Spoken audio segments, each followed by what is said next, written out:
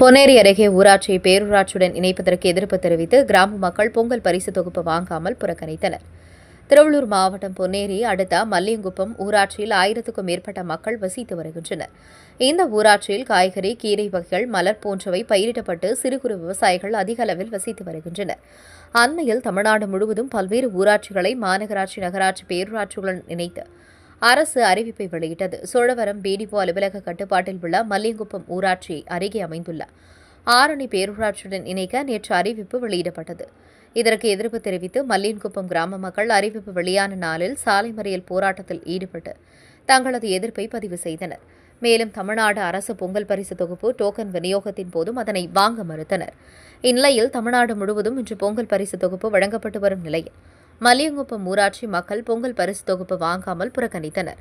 இதனால் நியாய விலைக் கடை வெறிச்சோடி காணப்படுகிறது. அரசு தங்களது ஊராட்சியை பேரூராட்சியுடன் இணைக்கும் திட்டத்தை கைவிடும் வரை அரசின் நலத்திட்டங்களை ஏற்க முடியாது என்றும் கிராம மக்கள் திட்டவட்டமாக தெரிவித்தனர்.